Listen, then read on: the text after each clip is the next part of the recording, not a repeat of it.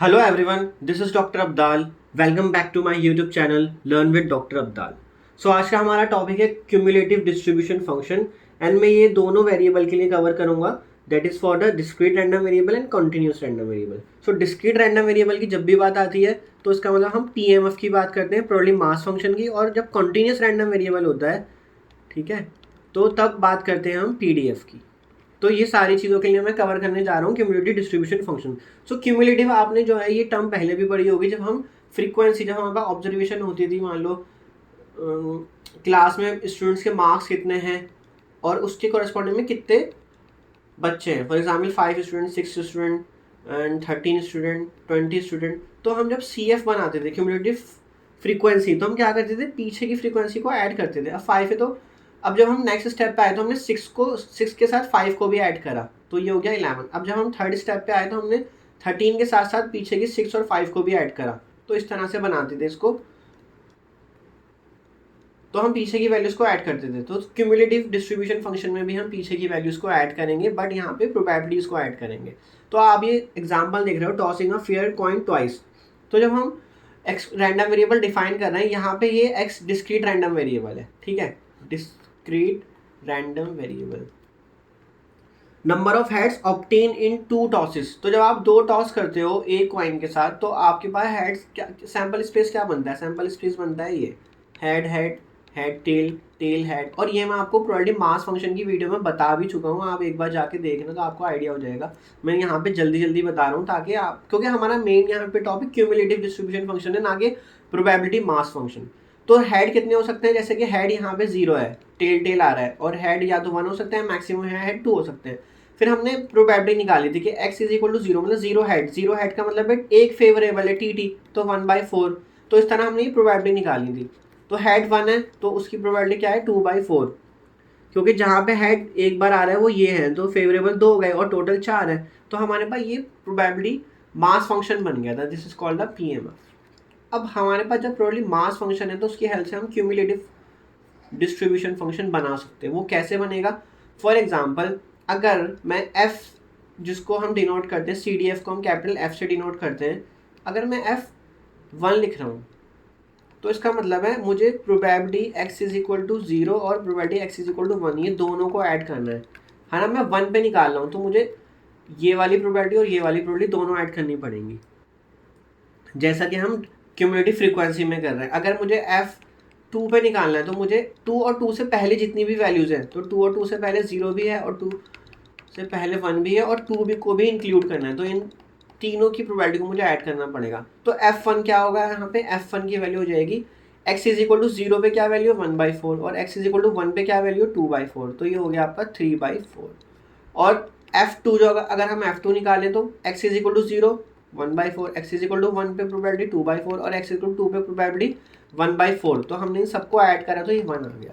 तो ये थोड़ा सा मैंने आपको ओवरव्यू दे दिया है कि क्यूमुलेटिव डिस्ट्रीब्यूशन फंक्शन क्या होता है, कि अगर हम जिस भी पॉइंट जैसे 1 पे या 2 पे या किसी भी पॉइंट पे हम क्यूमुलेटिव डिस्ट्रीब्यूशन फंक्शन कैलकुलेट करना चाहते हैं या कंस्ट्रक्ट करना चाहते हैं, तो हमें उस पॉइंट पर और उस पॉइंट से पहले की सारी प्रोबेबिलिटीज को ऐड करना पड़ेगा।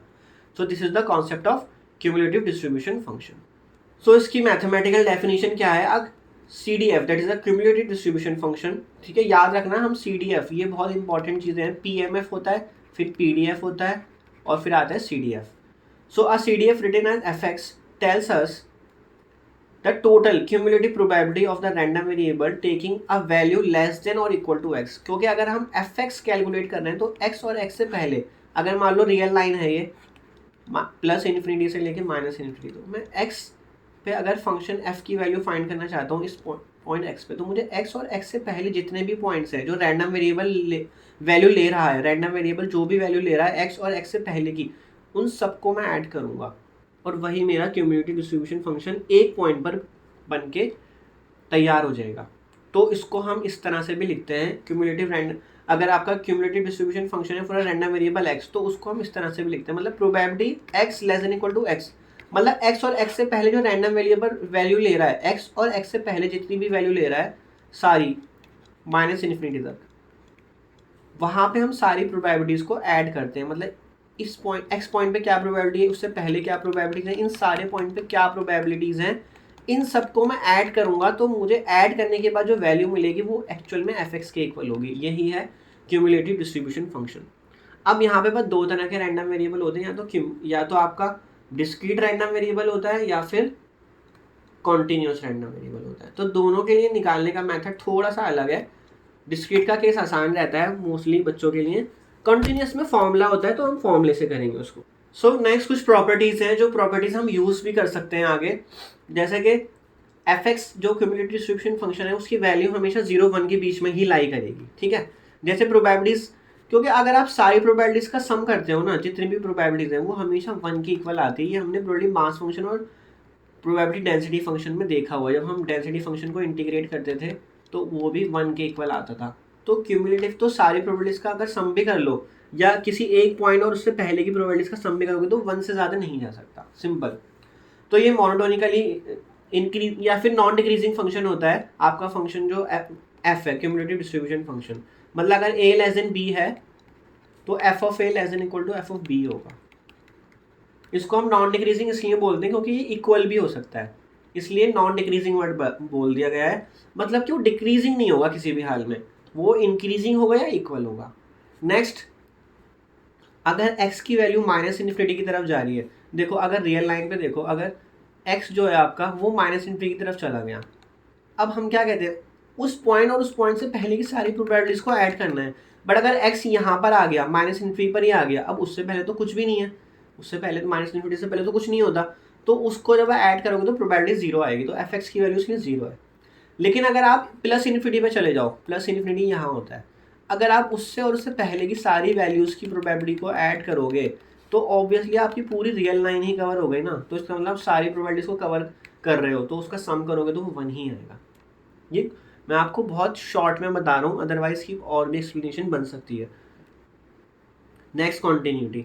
अगर आपका रैंडम वेरिएबल कॉन्टिन्यूस है तो आपका जो CDF होगा, मतलब एफ फंक्शन होगा, वो भी कॉन्टिन्यूस होगा, ठीक है। अदरवाइज हमारा अगर x जो है वो डिस्क्रीट रैंडम वेरिएबल है, ठीक है ना, डिस्क्रीट रैंडम वेरिएबल, तो जो आपका CDF होगा ना वो हमेशा राइट कंटिन्यूस होगा। ये इसकी कुछ प्रॉपर्टीज है, राइट कंटिन्यूस होगा अगर डिस्क्रीट है, और अगर x कंटिन्यूस रैंडम वेरिएबल है तो CDF हमेशा कंटिन्यूस फंक्शन होगा। हम फंक्शन पढ़ते थे ना, right continuous, left continuous, and हम किसी भी फंक्शन की कंटिन्यूटी की बात कब करते हैं, जब उसकी राइट हैंड लिमिट और लेफ्ट हैंड लिमिट और वैल्यू ऑफ द फंक्शन, मतलब किसी एक पॉइंट जिस पे ए पे अगर आप निकालो तो तीनों इक्वल आनी चाहिए। Left hand limit at the point a, left hand right hand limit at the point a, left hand limit at the point a, और value of the function at a, तो ये तीनों इक्वल आते हैं तो हमारा फंक्शन कंटिन्यूस बन जाता है। और राइट कंटिन्यूस कब बनता है, अगर राइट हैंड लिमिट जो है वो एफ ए के इक्वल आ जाए, मतलब value of the function at the point A, अगर ये दोनों चीज़ें इक्वल हैं, right hand limit is equal to F A, तो हम बोल देते हैं function F is right continuous. Next, very very important, कि अगर आपके पास डेंसिटी फंक्शन आपको गिवन है, मतलब जो मैंने पहली वीडियो में बताया भी हुआ है, प्रोबेबिलिटी डेंसिटी फंक्शन अगर आपको गिवन है दैट इज एफ एक्स, तो अगर आप क्यूमुलेटिव डिस्ट्रीब्यूशन फंक्शन बनाना चाहते हो तो आपको क्या करना है, उसको इंटीग्रेट करना है फंक्शन को, एफ टी डी टी। जैसे हम डिस्क्रीट रैंडम वेरिएबल के केस में सारी प्रोबेबिलिटीज को ऐड करते हैं, एक्स और एक्स से पहले वाली, स्मॉल एक्स और स्मॉल एक्स से पहले वाली सारी प्रोबेबिलिटीज को ऐड करते चले जाते हो आप, ठीक है, सारी प्रोबेबिलिटीज को ऐड करते हो। बट कॉन्टिन्यूस में ऐड करने का कॉन्सेप्ट नहीं होता, कॉन्टिन्यूस में इंटीग्रेट करने का कॉन्सेप्ट होता है, तभी आपका क्यूमुलेटिव डिस्ट्रीब्यूशन फंक्शन बन के तैयार होगा। जब आप इंटीग्रेट करोगे, किसको करोगे इंटीग्रेट, प्रोबेबिलिटी डेंसिटी फंक्शन को करोगे। तो यहाँ पे एफ टी क्या है, वो प्रोबेबिलिटी डेंसिटी फंक्शन है। और अगर आपके पास क्यूमुलेटिव डिस्ट्रीब्यूशन फंक्शन गिवन है, मतलब अगर आपको CDF गिवन है और आपसे पूछा जाए कि PDF फाइंड करो, मतलब प्रोबेबिलिटी डेंसिटी फंक्शन फाइंड करो, तो उसके लिए आपको क्या करना है, क्यूमुलेटिव डिस्ट्रीब्यूशन फंक्शन का डेरिवेटिव अगर आप करोगे तो आपको PDF मिल जाएगा। सो this is nothing but PDF, ठीक है। अगर डेंसिटी फंक्शन गिवन है तो उसका इंटीग्रेट करोगे तो आपको क्यूमुलेटिव डिस्ट्रीब्यूशन फंक्शन मिल जाएगा। और अगर आपको क्यूमुलेटिव डिस्ट्रीब्यूशन फंक्शन पता है, मतलब अगर आपको F पता है, तो आपको क्या करना है, उसका डेरिवेटिव करना है। उसका डेरिवेटिव करोगे तो आपको डेंसिटी फंक्शन मिल जाएगा, प्रोबेबिलिटी डेंसिटी फंक्शन। नेक्स्ट, अगर आप जो है x आपका डिस्क्रीट रैंडम वेरिएबल है तो ये फॉर्मूला अप्लाई होता है। अगर आप के पास क्यूमुलेटिव डिस्ट्रीब्यूशन फंक्शन गिवन है तो अगर आपको ये प्रोबेबिलिटी निकालनी है x greater than a L less than equal to b, अगर आपको ये प्रोबेबिलिटी निकालनी है तो आप directly F B minus F A करके निकाल सकते हो। तो यहाँ पे ना ये इक्वलिटी साइन बहुत मैटर करता है अगर आपका x डिस्क्रीट रैंडम वेरिएबल है। बट अगर आपका x जो है वो कंटिन्यूस रैंडम वेरिएबल है, कंटिन्यूस रैंडम वेरिएबल, तो इसमें कैसे भी कर दो, दोनों जगह इक्वालिटी कर दो, ये भी इक्वल होगा, x greater than a less than equal to b कर लो, या फिर x greater than equal to x जो है वो strictly greater than a and less than b कर लो, या फिर probability of x greater than a less than b कर लो। तो सारे केसेस मैंने कवर कर लिए, कहीं भी इक्वालिटी कहीं भी नहीं, तो ये हमेशा किसकी इक्वल होगा, F B minus F A की। क्योंकि कंटिन्यूटी के केस में मैंने आपसे पीछे भी डिस्कस करा है, जब प्रोबेबिलिटी डेंसिटी फंक्शन डिस्कस करा था, वहाँ पे एक वैल्यू पे प्रोबेबिलिटी मैटर नहीं करती। मतलब probability x is equal to एक पॉइंट पे सी पे पॉइंट पे निकालना चाहते हो तो वो हमेशा जीरो आती है, तो उसमें एक पॉइंट मैटर नहीं करता। तो इसलिए इक्वल रखो या इक्वल नहीं रखो, जैसे यहाँ इक्वल नहीं रखा, यहाँ इक्वल नहीं रखा, तो वो मैटर नहीं करेगा। तो हम ये दो फॉर्मूले यूज़ कर सकते हैं। अगर x कंटिन्यूस रैंडम वेरिएबल है तो ये वाला फॉर्मूला यूज़ करेंगे। यहाँ पे इक्वालिटी होना बहुत ज़्यादा ज़रूरी है, ये होना ही चाहिए। लेकिन अगर कंटिन्यूस का केस है तो कोई सा भी कुछ भी दे रखा हो आप F B minus F A कर सकते हो। यहाँ पे f क्या है, f आपका सी डी एफ है, मतलब अगर आपको सी डी एफ पता है तो आप प्रोबेबिलिटी वहाँ से भी निकाल सकते हो। देन राइट कंटिन्यूस की मैंने बात कर ली है, तो आपको वो मैं बता चुका हूँ पहले ही, वही चीज़ लिखी है यहाँ पे भी। अब अगर आपको थ्योरी क्लियर नहीं हुई है तो उसके लिए सबसे इंपॉर्टेंट चीज़ क्या होती है, आप उसके क्वेश्चंस के थ्रू देखो कि क्वेश्चन के थ्रू हम जो बात कर रहे थे वो किस तरह से वैलिड हो पा रही है। तो जैसे कि यहाँ पे आपको एक discrete random variable x given है, ठीक है, discrete random variable x given है और उसकी पीएमएफ दे रखा है, ये आपको पीएमएफ उसका गिवन है, प्रोबेबिलिटी मास फंक्शन। तो आपसे क्या पूछ रहा है, determine the value of cumulative distribution function in points पे। तो f ऑफ 1.5, तो f ऑफ 1.5 है का मतलब है probability of capital x less than equal to 1.5। इस 1.5 और उससे पहले की सारी प्रोबेबिलिटीज को ऐड करना है, तो ये आपका बन जाएगा cumulative distribution function at the point 1.5। तो कैसे ऐड करोगे, अब 1.5 कोई है यहाँ पे नंबर, 1.5 पे तो कुछ वैल्यू दे ही नहीं रखी है तो वो तो जीरो ही होगी। तो उससे पहले क्या वैल्यू है, वो है 1, तो मतलब आपको सिर्फ 1 पे वैल्यू को ऐड करना है, तो आ जाएगा 0.2। तो यही इसका आंसर है। फॉर एग्जाम्पल F3 पूछा गया है, तो F3 और 3 से पहले की सारी वैल्यूज़ को ऐड करना है। Probability x less than equal to 3, मतलब कि probability x is equal to 1 भी ऐड करोगे, x इज इक्वल टू 2 भी ऐड करोगे और x इज इक्वल टू 3 भी ऐड करोगे। तो x इज इक्वल टू 1 पे क्या है 0.2, x इज इक्वल टू 2 पे क्या है 0.3 और 3 पे क्या है 0.5, तो ये आ जाएगा आपका। अब F5 पूछा है, तो F5 यानी कि रैंडम वेरिएबल x की वैल्यू जब 5 और 5 से छोटी है, इन सारी प्रोबेबिलिटीज को ऐड करना है। तो 5 तो कुछ भी नहीं है यहाँ पे, अदरवाइज में चला गया, मतलब 5 पे जो x is equal to 5 otherwise में जाएगा, मतलब उस पर वैल्यू 0 है, तो उसको ऐड करने की जरूरत ही नहीं है। x इज इक्वल टू, फिर भी मैं लिख के दिखा देता हूँ, x इज इक्वल टू 5 करोगे, जब उससे पहले जितनी भी वैल्यूज़ है, ठीक है, वो सब 0 ही है, तो उसको लिखने की भी ज़रूरत नहीं है, मैं इसलिए नहीं लिख रहा है उनको। तो हमारे पास जो वैल्यूज़ जिन पे नॉन जीरो वैल्यू है वो कहाँ से स्टार्ट हो रही है, 3 से ही स्टार्ट हो रही है। तो x इक्वल टू 3 करोगे, 2 करोगे और x इज इक्वल टू 1, इन सारी प्रोबेबिलिटीज़ को ऐड कर दोगे। तो क्या क्या आ रही है, 0.5, 0.3 एंड 0.2, तो ये 1 ही बनेगा। इसका मतलब अगर मैं 3 से बड़ी कोई भी वैल्यू ले लूँ, F6 ले लूँ तब भी 1 आएगा, X4 भी ले लूँ तब भी 1 आएगा। लेकिन अगर मैं आपसे पूछूं कि x इज इक्वल टू 0 पे क्या वैल्यू होगी f की, तो इसका मतलब x less than equal to 0 पे आपको सारी वैल्यूज़ को ऐड कर देना है। तो प्रोबेबिलिटी x इक्वल टू 0 क्या कहाँ जाएगा वो, भाई 0 से पहले तो देखो यार कुछ भी नहीं है ना, 0 से पहले कुछ भी नहीं है, तो इसका मतलब आपको कुछ भी ऐड करने की ज़रूरत ही नहीं है, वो आपका सीधा सीधा 0 आ जाएगा, इसको भी लिखने की ज़रूरत नहीं है, क्योंकि 0 और 0 से पहले जो भी प्रोबेबिलिटी है वो 0 ही मानी जाएगी, क्योंकि वो अदरवाइज में चली जाएगी। अदरवाइज का मतलब है 1, 2, 3 को छोड़कर सारी वैल्यूज़ पे वो 0 है आपका प्रोबेबिलिटी मास फंक्शन, ठीक। तो ये आपका क्वेश्चन 1 हो गया है। आई होप आपको क्यूमुलेटिव डिस्ट्रीब्यूशन फंक्शन थोड़ा कंस्ट्रक्ट करना आ गया होगा।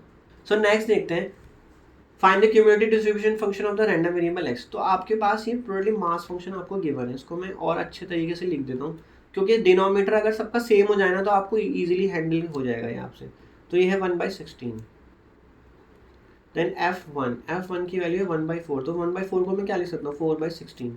F2 3/8, 3/8 को क्या लिख सकता हूँ 6/16, मतलब मैं 4 से मल्टीप्लाई डिवाइड 2 से मल्टीप्लाई डिवाइड करें डिनोमिनेटर सेम बनाने के लिए। 1/4 को 4/16 एंड F4 तो आपको 1/16 ही होना है।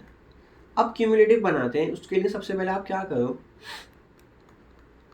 F0 जो ये वाले पॉइंट्स है ना 0 1 2 3 4, इनके लिए तो आप अपना CDF बना लो पहले, ठीक है। तो F0 क्या होगा यहाँ पे, F0 की वैल्यू मतलब 0 और 0 से पहले की सारी प्रोबेबिलिटीज को ऐड करना है।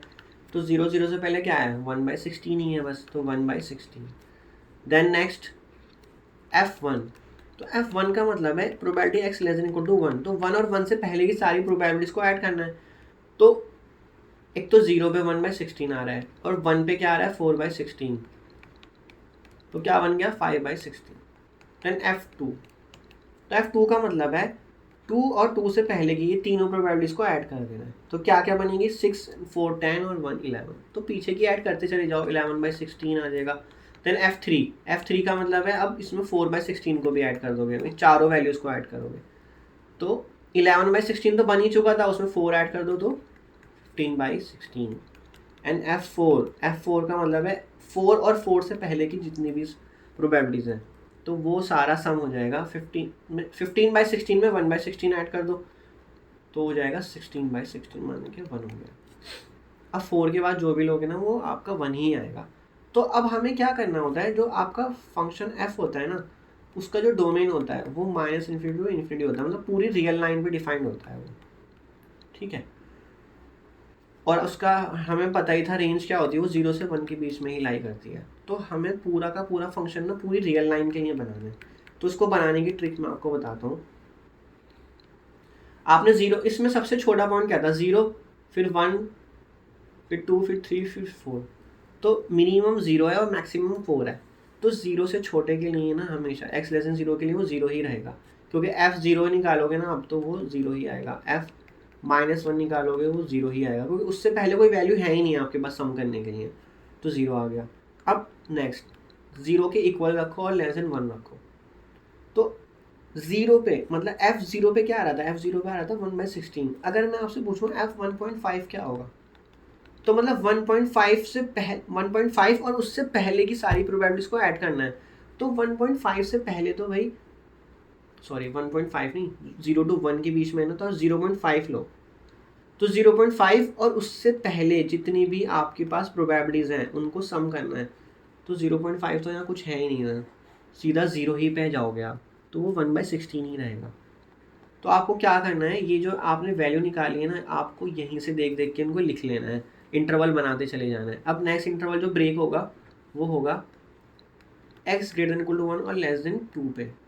अब देखो 1 पे मैंने क्या वैल्यू निकाल रखी है पहले से 5/16, तो जो 1 पे आ रही है ना तो वो 1.5 या 1.9 पे भी निकालोगे तो भी वो 5/16 ही आएगा। क्या है तो आप करके देख लो, अगर मैं 1.9 लेता हूँ तो 1.9 कहाँ पे आएगा, वो यहाँ कहीं आएगा बीच में, तो 1.9 तो कुछ भी नहीं है। और उससे पहले की प्रोबेबिलिटीज क्या है, ये और ये, तो 1/16 प्लस 4/16 इन दोनों को ऐड करोगे आप तो क्या बन जाएगा 5/16।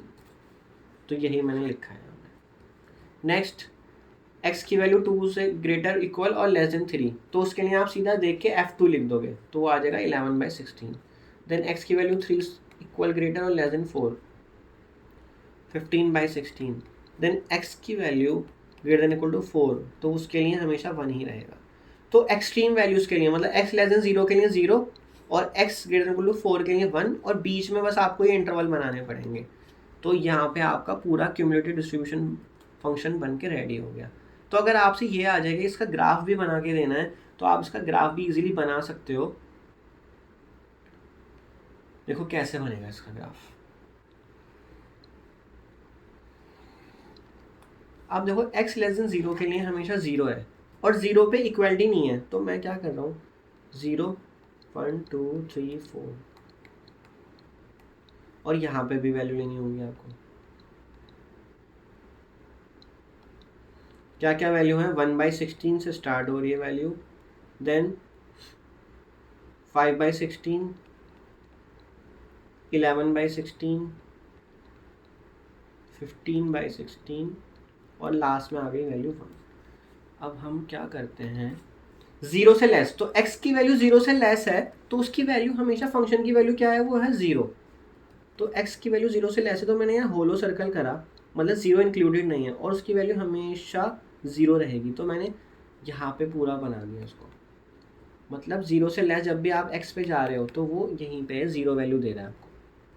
नेक्स्ट, जब x की वैल्यू जीरो के इक्वल और ग्रेटर और लेस देन 1 है तो इसका मतलब मुझे जीरो के इंक्लूड करना है और उस पर वैल्यू क्या आ रही है 1/6, तो जीरो के इंक्लूड करने के लिए मैंने फिल कर दिया सर्कल को और 1 तक, 1 से लेस है तो और स्ट्रिक्टली लेस है तो होलो सर्कल, इस तरह से बनाते चले जाना है आपको।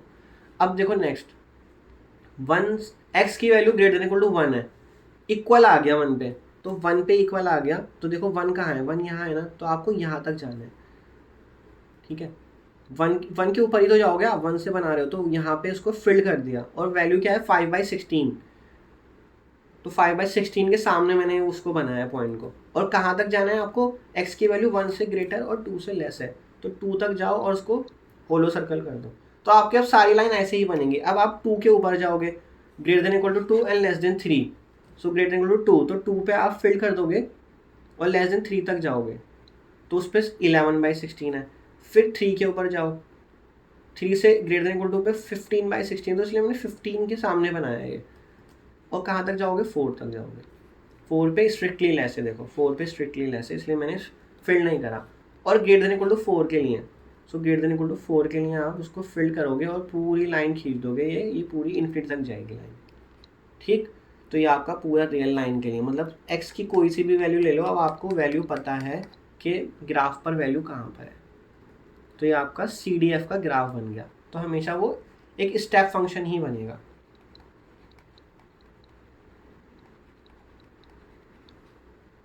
ठीक है। और दिस इज फॉर दी, जब आपका रैंडम वेरिएबल क्या है, डिस्क्रीट रैंडम वेरिएबल है, ये भी याद रखना क्योंकि वो राइट कंटिन्यूस होता है। डिस्क्रीट रैंडम वेरिएबल के केस में हमेशा स्टेप फंक्शन बनेगा, कंटिन्यूस के केस में हम देखेंगे वो डिफरेंट बनता है। सो नेक्स्ट देखते हैं, a discrete random variable x has the PMF this, find the value of k। तो जब भी हमारे पास इस तरह की k की फॉर्म में या कोई अननोन कांस्टेंट होता है, वो उसकी वैल्यू पूछी जाती है, तो हमेशा याद रखना सारी प्रोबेबिलिटीज का सम जो है वो 1 होता है। अगर मैं इसका एक टेबल बना लूँ, रैंडम वेरिएबल क्या क्या है, 1 2 3 4 वैल्यू ले रहा है, ठीक है, 1 2 3 4 x की वैल्यू है ये रैंडम वेरिएबल। और प्रोबेबिलिटी मास फंक्शन की वैल्यू क्या है, x की वैल्यू 1 डालोगे तो ये क्या बनेगा, k बन जाएगा। x की वैल्यू 2 डालोगे तो 2k, x की वैल्यू 3 डालोगे तो 3k, 4 डालोगे तो 4k। अब इन सारी वैल्यूज़ का सम ना 1 आना चाहिए क्योंकि प्रोबेबिलिटी का सम हमेशा 1 के इक्वल होता है। तो मतलब k plus 2k plus 3k plus 4k, इसका सम 1 आएगा, तो ये कितना हो जाएगा 7 10k। तो k की वैल्यू क्या आ गई 1/10। तो आपका ये फंक्शन क्या बन गया, अब आपको सारी वैल्यूज डायरेक्ट एग्जैक्ट वैल्यूज पता लग गई, के की फॉर्म में नहीं चाहिए अब आपको। तो के की वैल्यू 1/10, के की वैल्यू 1/10 तो 2/10, 3/10 एंड 4/10। अब आपसे पूछ रहा है CDF, तो CDF बनाना मैंने आपको सिखाया था अभी। देखो जो भी वैल्यू है ना, पहले इनके लिए निकाल लो, 1 2 3 4 के लिए। तो 1 के लिए आप पहले 1 और 1 से पहले की प्रोबेबिलिटीज को ऐड करोगे, तो 1 पे प्रोबेबिलिटी क्या है 1/10, F2 निकाल लो। तो 2 और 2 से पहले, तो 2 और 2 से पहले 2/10 और 1/10 है, 2/10 और 1/10 है ना, तो उसको सम कर लो 3/10 हो जाएगा। देन F3, तो 3 और 3 से पहले, 3 और 3 से पहले 5 और 6, 6/10। F4, 4 और 4 से पहले सारा सम करोगे तो 1 बनेगा, मतलब 10/10 बनेगा, वो 1 बन जाएगा। अब इसका फंक्शन कैसे बनाते हैं, मैंने क्या कहा था, जो मिनिमम वैल्यू है उससे छोटे के लिए हमेशा 0 रहेगा, x की वैल्यू लेस देन 1 के लिए हमेशा 0 रहेगा, और जब x की value greater than equal to 4 होगी तो 1 रहेगा। अब बीच के लिए आपको कैसे बनाना है, x की value greater than equal to 1 less than 2, x की value greater than equal to 2 less than 3, x की value greater than equal to 3 and less than 4। इसके लिए आप सीधा सीधा ये वैल्यू उठा के रख दो, 1/10, 3/10 एंड 6/10। मतलब मैंने क्या करा, जो वैल्यू थी ना 1 2 3 4 उसी में इंटरवल को ब्रेक कर लिया। देखो 1, फिर 1 से 2, 2 से 3, 3 से 4 और 4 से ग्रेटर, ठीक है ना, x greater than equal to 4, उसके लिए हमेशा 1 आएगा। आई होप आपको ये समझ आ गया होगा कि मैं CDF कैसे बना रहा हूँ, ठीक है। इसका ग्राफ भी आप इजीली बना सकते हो, मुझे नहीं लगता इसमें कोई दिक्कत आपको आएगी ग्राफ बनाना। देखो मैं एक बार आपको फिर बता देता हूँ, अगर आप चाहते हो तो बहुत जल्दी से बता देता हूँ। तो आपकी वैल्यू 1 से स्टार्ट हो रही है इस बार, ठीक है, 0 से नहीं हो रही है। तो आपको ये ध्यान रखना है 1 2 3 4, और यहाँ पे वैल्यू क्या है आपकी 1/10 से स्टार्ट हो रही है, 1/10, 3/10, 6/10 एंड 1। तो देखो, तो 1 से लेस है, तो यहाँ पे होलो सर्कल का हो गया 1 से लेस हमेशा वो 0 है, तो मैंने 1 से लेस हमेशा उसको 0 कर दिया।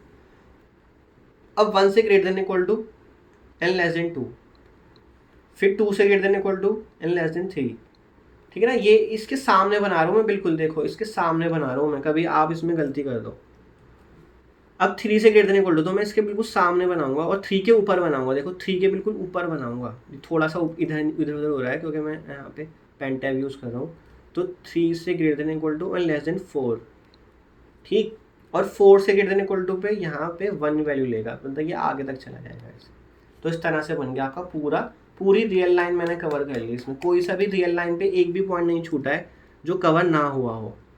तो क्योंकि एफ का जो डोमेन होता है वो पूरी रियल लाइन होता है, और उसकी जो रेंज होती है वो 0 से 1 होती है।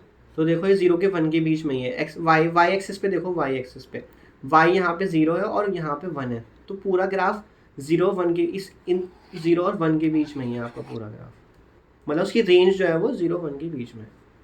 I hope this is clear. So next, अब हमारे पास है कॉन्टिन्यूस रैंडम वेरिएबल का केस। तो जब भी हम कॉन्टिन्यूस रैंडम वेरिएबल की बात करते हैं तो हमारे पास हमेशा PDF होता है।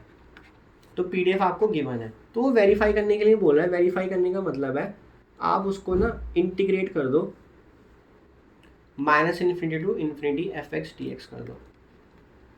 अब -∞ से लेके 0 तक तो फंक्शन की वैल्यू 0 है, ठीक है ना। अब वो अदरवाइज में जाएगा, तो dx प्लस 0 से लेके 1 तक उसकी वैल्यू 2x है, और 1 के बाद वो इन्फिनिटी तक जो जा रहा है वो फिर से अदरवाइज में चला गया, तो वो 0 है, ठीक है ना। मतलब मैंने इंटरवल में ब्रेक कर दिया, 0 to 1 में ही वैल्यू है नॉन नेगेटिव, मतलब नॉन जीरो वैल्यू 0 to 1 के बीच में, बाकी सब जगह वो 0 है। तो -∞ से 0 0 है, और 1 to ∞ भी 0 है। तो इसको आप फर्स्ट वाला इंटीग्रल तो 0 हो गया, थर्ड इंटीग्रल भी 0 हो गया, तो सॉल्व किसको करना है, बस 0 to 1 2x को सॉल्व करना है। तो इंटीग्रेशन 2/2 x स्क्वायर की वैल्यू 0 to 1 लिमिट डालो तो 1 आ गया, 2/2 की वैल्यू 1 होती है, तो ये 1 आ गया। तो हमें इस तरह से ही वेरीफाई करना होता है, और हमेशा fx जो है वो नॉन नेगेटिव है। तो ये दो चीज़ें वेरीफाई करनी होती है, नॉन नेगेटिविटी और उसका हमेशा इंटीग्रेशन -∞ टू ∞ 1 आएगा। अब वो बोला है CDF बनाना है B, तो इसमें CDF बनाना होता है थोड़ा अलग। तो मैंने आपको पीछे प्रॉपर्टीज दिखाई थी, जब भी x की वैल्यू 0 1 के बीच में लाई करेगी तो fx को हम किस तरह से लिखेंगे, -∞ टू x लिखेंगे, NFT dt। ये होता है फॉर्मूला, इस फॉर्मूले को रट लो, याद कर लो कि CDF कॉन्टिन्यूस के केस में, जब कॉन्टिन्यूस रैंडम वेरिएबल है, आपको प्रोबेबिलिटी डेंसिटी फंक्शन आपको गिवन है, प्रोबेबिलिटी डेंसिटी फंक्शन जब आपको गिवन है तो आपको यही फॉर्मूला अप्लाई करना है, -∞ टू x FT dt। मतलब f जो है ना वो आप t की फॉर्म में रखोगे यहाँ पे, तो f आपको यहाँ पे x की फॉर्म में दे रखा है तो t की फॉर्म में रख दो। बट मैं अब इस इंटरवल को भी ब्रेक करूँगा। सबसे पहले -∞ से मैं 0 तक जाऊँगा, क्योंकि मुझे पता है -∞ से 0 जो है ना f की वैल्यू हमेशा 0 रहेगी।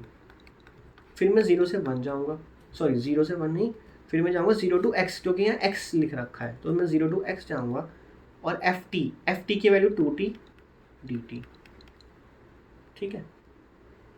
तो ये यहीं तक ही बनेगा बस फंक्शन, इसके बाद प्लस नहीं आएगा कुछ भी, क्योंकि हमें -∞ टू x कैलकुलेट करना था इसको, ठीक है। मेन आपका CDF यहाँ बन रहा है, ठीक है, ये आप देख लो, ये फर्स्ट टाइम आपके लिए क्वेश्चन है इसके साथ जो इस वीडियो में है, जो हम कंटिन्यूस रैंडम वेरिएबल के लिए बना रहे हैं। तो इसका इंटीग्रेशन तो 0 ही रहेगा, इसमें तो कुछ भी नहीं करना।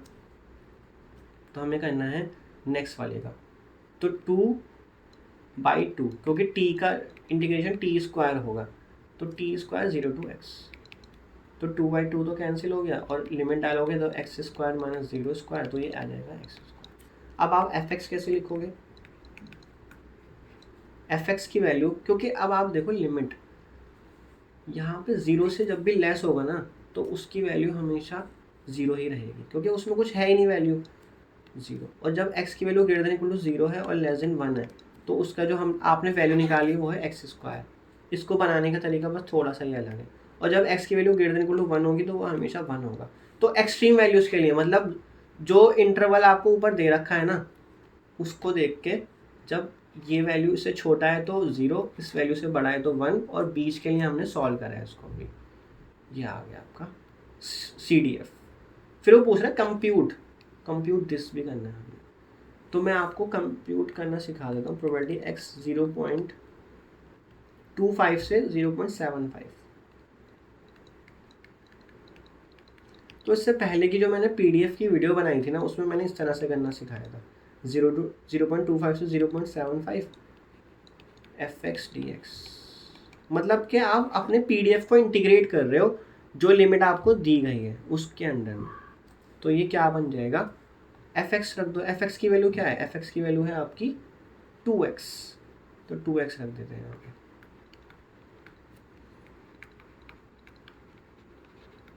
इंटीग्रेट कर दो, एक्स स्क्वायर 0.25 से 0.75, तो ये क्या बनेगा 0.75 का स्क्वायर आ जाएगा और माइनस 0.25 का स्क्वायर आ जाएगा।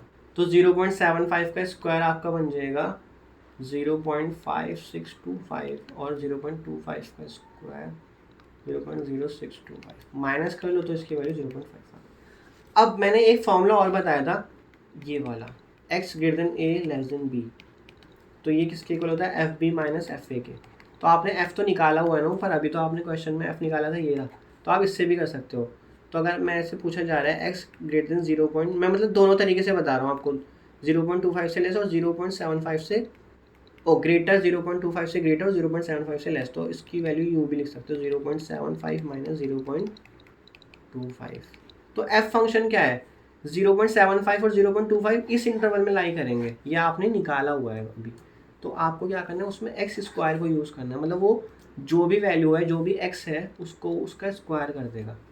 यही तो कर रहा है ना एफ, तो 0.75 का स्क्वायर कर देगा माइनस 0.25 का स्क्वायर। तो वो क्या है, वो यही तो आपने अभी निकाला है जो आपने इतना सारा इंटीग्रेशन वगैरह करा। तो अगर आपके पास CDF गिवन है ना तो CDF की हेल्प से आप डायरेक्टली भी कर सकते हो, तो वो 0.5 ही आएगा। ठीक है, ये मेथड 1 हो गया और ये मेथड 2 हो गया। मेथड 2 कब अप्लाई होगा, जब आपके पास CDF गिवन होगा। तो आई होप आपको ये क्वेश्चन समझ आ गया होगा। तो नेक्स्ट में क्या है, PDF आपको गिवन है, सबसे पहले तो k की वैल्यू फाइंड करनी है। तो इस तरह की जब भी आपको PDF गिवन होगा तो k की वैल्यू फाइंड करने के लिए आपको इंटीग्रेशन करना पड़ेगा। तो फर्स्ट पार्ट करने के लिए आपको -∞ टू ∞ fx dx, इसको 1 के इक्वल रखना पड़ेगा। जब हम डिस्क्रीट रैंडम वेरिएबल के लिए करते थे तब हम सम करते थे, जब हम कंटिन्यूस के लिए करते हैं तो इंटीग्रेशन करते हैं और इंटीग्रेशन को 1 के इक्वल रखते हैं, क्योंकि हमेशा डेंसिटी फंक्शन का इंटीग्रेशन -∞ टू ∞ 1 के इक्वल आता है। तो अब आप क्या करोगे, इसको ब्रेक करना शुरू कर दोगे। -∞ टू -1 हमें पता है fx की वैल्यू अदरवाइज में जाएगी, मतलब जब -1 और 1 के बीच में नहीं है, जब -1 और 1 के बीच में नहीं है तो f हमेशा 0 है, तो 0 dx प्लस -1 टू 1 उसकी वैल्यू क्या है k into 1 minus X square dx plus 1 to infinity कहाँ जाएगा, 1 टू इन्फिनिटी अदरवाइज में जाएगा, तो 0 dx। तो ये किसके इक्वल है, ये सब 1 के इक्वल है। तो आप पहला ये वाला इंटीग्रल, थर्ड इंटीग्रल, ये तो 0 हो गए, तो सेकंड इंटीग्रल सॉल्व करना है आपने। तो सेकंड इंटीग्रल सॉल्व करो, -1 टू 1 k माइनस के एक्स स्क्वायर, मैंने थोड़ा सेपरेट कर दिया, इन दोनों का इंटीग्रेशन करना है। तो k का इंटीग्रेशन x आएगा और -1 टू 1 लिमिट, फिर k/3 आएगा और x क्यूब हो जाएगा। x हम kx का कर रहे हैं, तो क्या लिमिट डालोगे -1 टू 1, और ये है सब 1 के इक्वल। तो अब लिमिट डाल दो 1 माइनस -1, फिर -k/3, तो 1 का क्यूब 1 और फिर -1 का क्यूब, तो ये कितना हो जाएगा 2, तो 2k -k/3 1 और -1 का क्यूब -1 होता है और माइनस भी है बाहर तो +1। ठीक है, मैं एक एक स्टेप करके दिखा रहा हूँ ताकि आपको समझ आ जाए। तो 2k/3 = 1 और बाहर माइनस भी लगा हुआ है, तो ये बन जाएगा आपका 2/3, तो 6/3 तो 4/3 k = 1। तो k की वैल्यू यहाँ से क्या आ गई 3/4। ठीक है ना, तो हमने k फाइंड कर लिया अपना। अब हमें क्या करना है, k फाइंड करने के बाद हमारा PDF चेंज हो गया। PDF किस में कन्वर्ट हो गया, 3/4 1 - x² for x lying between -1 and 1 and 0 otherwise. ये बन गया क्योंकि k हमने निकाल लिया। अब हमें निकालना है CDF। तो CDF निकालने के लिए आपने क्या करना है, इंटीग्रेशन की हेल्प लेनी है, क्योंकि मैंने आपको बताया था कंटिन्यूस के केस में या प्रोबेबिलिटी डेंसिटी फंक्शन के केस में आपका CDF हमेशा इंटीग्रेट करके ही निकलेगा। तो करते हैं इसको। तो हमारे पास B पार्ट है, x की वैल्यू जब -1 और 1 के बीच लाई करेगी तो fx क्या होगा, -∞ to x जाएगा, ये ft ये फॉर्मूला लिखा है जिसमें अभी तक। अब -∞ से आप जब -1 तक जाओगे तो f की वैल्यू 0 होगी। ठीक है ना, क्योंकि -∞ से -1 यहाँ पे लाई करेगा, अदरवाइज में वो 0 है। फिर प्लस करोगे, -1 से कहाँ तक जाओगे, x तक जाओगे, तो -1 से x तक, और x की वैल्यू कहाँ है, -1 से 1 के बीच में लाई करिए, तो मतलब आप इस इंटरवल में हो, तो इस इंटरवल में आपका f रेडी है ये वाला, तो इसको रख दो 3/4 1 - t²। आपको t की फॉर्म में रखना है ताकि इंटीग्रेशन में आपसे मिस्टेक ना हो, क्योंकि आपकी लिमिट x की फॉर्म में, जो अपर लिमिट है वो x की फॉर्म में, इसलिए हम t में कन्वर्ट कर देते हैं उसको। अल्टीमेटली आपका आंसर x में आएगा। ठीक है, अब इसका इंटीग्रेशन 0 हो गया। अब हम करते हैं इंटीग्रेशन -1 to x 3/4, मैं सेपरेट कर लेता हूँ, 3/4 dt -1 to x t² dt। ठीक है, मैंने सेपरेट कर लिया दोनों को, 3/4 यहाँ पे भी आएगा। तो अब हमें सिंपल इंटीग्रेशन करना है। 3/4 एक कांस्टेंट है, तो कांस्टेंट का इंटीग्रेशन t आएगा, -1 to x लिमिट आ गई, फिर 3/4 और t² का इंटीग्रेशन 1/3, तो ये हो जाएगा t³, तो -1 to x आ जाएगा ये। ठीक, बस अब आपको लिमिट्स डालनी है, upper limit lower limit. 3/4 x -1, फिर 1/4 हो गया, 3 से 3 कैंसिल हो गया, x³ -1 का क्यूब। ठीक, तो ये क्या बन जाएगा, 3/4 x + 1 -1/4 x³ -1 का क्यूब क्या होता है, -1, और माइनस बाहर भी है तो +1। तो इसको आप सॉल्व कर लेना, जो कांस्टेंट टर्म है, मैं चलो ये भी लिख देता हूँ आपके लिए, 3/4 -x³ और -1/4 सबको मल्टीप्लाई कर दिया, तो इसमें x वाली टर्म ये है, x³ वाली है, और कांस्टेंट है 3/4 1/4, तो उसको एडजस्ट कर देते हैं, तो ये बनेगा 3/4x -x³ एंड +1/2। ठीक, तो आपका यहाँ पे क्यूमुलेटिव डिस्ट्रीब्यूशन फंक्शन अब रेडी हो गया है। तो आपको क्या करना है, -1 से पहले के लिए हमेशा 0 रहेगा, और 1 से ग्रेटर के लिए 1 रहेगा, और बीच की वैल्यू के लिए आपने ये सॉल्व कर लिया, तो आपका जो fx है वो बन गया, fx की वैल्यू -1 से लेस के लिए 0 है, और 1 से ग्रेटर देन इक्वल टू, क्योंकि मैं यहाँ से देख के ही लिख रहा हूँ, उसको आप कंफ्यूज मत होना, ये जो लिमिट है ना यहीं से देख के लिख रहा हूँ मैं। -1 लोअर लिमिट है और अपर लिमिट 1 तक जा रही है, तो उसके लिए 1 है, और जब उसकी वैल्यू -1 से ग्रेटर और 1 से लेस है, तो वो क्या बनेगा, 3/4 x -x³/4 + 1/2, जो कि मैंने यहाँ निकाला है। इस तरह से लिखना है इसको, fx को। अब लास्ट पार्ट क्या दे रहा है आपको, वो बोला है c प्रोबेबिलिटी कैलकुलेट करनी है x -0.5 से 0.5 तक की। करते हैं इसको भी। सो प्रोबेबिलिटी ऑफ x -0.5 से <0.5। ठीक है, तो अगर आपके पास CDF है ना, तो CDF में मैंने आपको सीधा सीधा बताया, आप क्या करोगे, f 0.5 माइनस f -0.5, सीधा CDF यूज़ करो ना, आपने CDF निकाला हुआ है, वरना आप कैसे भी कर सकते हो, ऐसे भी कर सकते हो, -0.5 से 0.5, जो आपका f फंक्शन है ना ऊपर जो हमने निकाला है 3/4 1 - x², इसका इंटीग्रेशन कर दो, 3/4 1 - x² dx, ऐसे भी कर सकते हो उसको आप। ठीक है, तो जैसे आपको सही लगे आप इसको ऐसे भी कर लेना, ऐसे भी कर लेना। तो मैं कौन से वाले मेथड से कर दूँ, आपको अगर ये कंफर्टेबल लग रहा है तो मैं इससे कर देता हूँ। तो -0.5 से 0.5, 3/4 dx, फिर -3/4 -0.5 से 0.5 और x² dx, ये कर रहा हूँ मैं, ठीक है। तो 3/4 इसका इंटीग्रेशन x आएगा, तो -0.5 से 0.5 लिमिट डाल दो, फिर 3/4 इंटू 1/3 x² का x³ -0.5 से 0.5, तो ये 3/4 0.5, फिर माइनस और माइनस का 0.5 x में डाल दिया, अपर लिमिट लोअर लिमिट, 3 से 3 कैंसिल, माइनस का 1/4 0.5 का क्यूब और फिर माइनस 0.5 का क्यूब। तो ये क्या बनेगा, 3/4 0.5 प्लस 0.5 तो 1 माइनस 1/4, तो 0.5 का क्यूब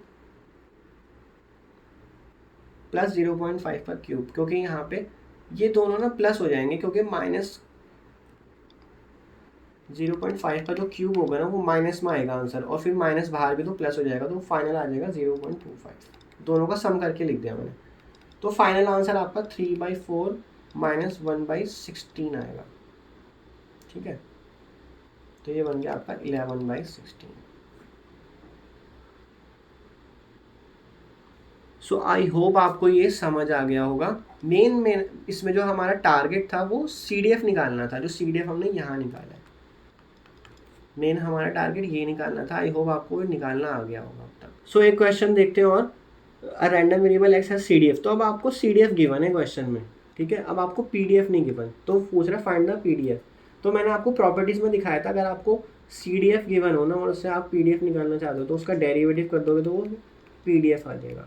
तो यहाँ fx क्या है, वो PDF के मतलब प्रोबेबिलिटी डेंसिटी फंक्शन। तो डेरिवेटिव करो उसका, तो इसका डेरिवेटिव f' क्या बनेगा, x लेस देन 0 के लिए 0 का डेरिवेटिव, और 1 माइनस एक्सपोनेंशियल -2x का डेरिवेटिव करोगे तो 1 का डेरिवेटिव तो 0 होता है, और एक्सपोनेंशियल -2x का डेरिवेटिव -2 नीचे आ जाएगा, तो माइनस के साथ है तो वो प्लस हो जाएगा, तो exponential -2x, x for greater than equal to 0। तो ये आप क्या आ गया, PDF आ गया, मतलब fx स्मॉल fx मतलब PDF। जो आपको क्वेश्चन में पीछे गिवन होता था वो इस बार गिवन नहीं था, इस बार CDF गिवन था। अब आपको बी पार्ट के लिए क्या करना है, probability of x greater then 1 निकालना है। इसका मतलब 1 से इन्फिनिटी करना है आपको, 1 से ग्रेटर करना है ना, तो 1 से इन्फिनिटी कर दो। किसको, PDF को, fx dx, जो कि आपने अभी निकाला है। कहाँ निकाला है, इधर निकाला है जो। तो 1 से इन्फिनिटी करना है आपने, तो 1 से इन्फिनिटी कौन से वाले केस में जाएगा, इस वाले केस में जाएगा ना। x ग्रेटर देन 0 का मतलब है x ग्रेटर देन 1 भी है, तो 2 एक्सपोनेंशियल -2x का इंटीग्रेशन कर दो। तो 2/-2, क्योंकि एक्सपोनेंशियल -2x का होता है एक्सपोनेंशियल -2x बाई -2, तो -2 मैंने बाहर कर दिया और लिमिट डाल दो 1 to इन्फिनिटी, तो बाहर आ गया -1 एक्सपोनेंशियल -इन्फिनिटी माइनस एक्सपोनेंशियल -2, क्योंकि x की वैल्यू मैंने इन्फिनिटी और 1 डाली है, ठीक है ना। तो -2 इंटू इन्फिनिटी माइनस इन्फिनिटी ही बनेगा। अब एक्सपोनेंशियल -इन्फिनिटी क्या होता है, 0, और माइनस एक्सपोनेंशियल -2, तो ये क्या आ गया, माइनस माइनस इधर मल्टीप्लाई हो जाएंगे तो एक्सपोनेंशियल -2 आ गया। तो ये आपकी प्रोबेबिलिटी आ गई 1/exponential 2। आई होप ये तो बहुत सिंपल था, आपने बस CDF गिवन था, उसका डेरिवेटिव करके आपने PDF निकाल लिया। सो नेक्स्ट क्वेश्चन देखते हैं। इसमें आपको थोड़ा सा एक बड़ा एडवांस फंक्शन सा दे रखा है, तो ये आपका सारे केसेस कवर कर लेगा। आपको अगर नहीं समझ आया अब तक तो अब आपको और अच्छे से समझ आ जाएगा। तो ये थोड़ा हाई लेवल है क्वेश्चन, इतना भी नहीं है लेकिन समझ लेंगे हम इसको, कोई दिक्कत नहीं। सबसे पहले तो ए की वैल्यू फाइंड करने के लिए बोला, तो ए की वैल्यू फाइंड करने के लिए हम क्या करते हैं, जो भी आपके पास डेंसिटी फंक्शन है ना उसे इंटीग्रेट कर देते हैं -इन्फिनिटी टू इन्फिनिटी और इक्वल टू 1 रख देते हैं। -Infinity to infinity fx dx is equal to 1, ठीक है। अब आप क्या करोगे, -इन्फिनिटी टू 0 जाओगे, उसकी वैल्यू क्या है 0, देन 0 से 2 जाओगे तो उसकी वैल्यू क्या है ax dx, फिर आप जाओगे 2 से 4, तो 2 से 4 वैल्यू क्या है, यहाँ से देख के लिख रहा हूँ मैं, 4 minus x into A D x, और 4 के बाद हमेशा क्या है, 4 और 4 से बाद में 0 है तो 0 dx। तो इन सबका सम क्या हो, सबका इंटीग्रेशन क्या होगा, 1 के इक्वल होगा। तो फर्स्ट इंटीग्रेशन तो 0 है, लास्ट इंटीग्रेशन 0, तो हमें सेकंड और थर्ड वाला ही सॉल्व करना है, मतलब ये वाला और ये वाला सॉल्व करना है हमें। तो करते हैं इसको सॉल्व। सो a/2 एक्स स्क्वायर, ठीक है, मैं इसका इंटीग्रेशन कर रहा हूँ और लिमिट क्या डालोगे, 0 से 2। फिर नेक्स्ट 4a, तो 4a आ गया और 4a का इंटीग्रेशन x होगा, तो 2 to 4। फिर माइनस a बाहर, x का इंटीग्रेशन x स्क्वायर, तो 2 to 4।